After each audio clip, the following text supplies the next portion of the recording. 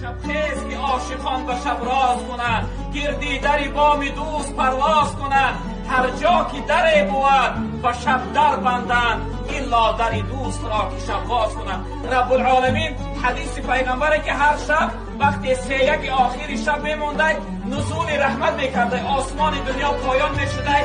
گفته یگان دعا کننده است که دعاش قبول کنم، یگان پرسنده است که از من یگان پرسه و براش بدیم، یگان توبه کننده است که توبه کنه من گناهاش ببخشم.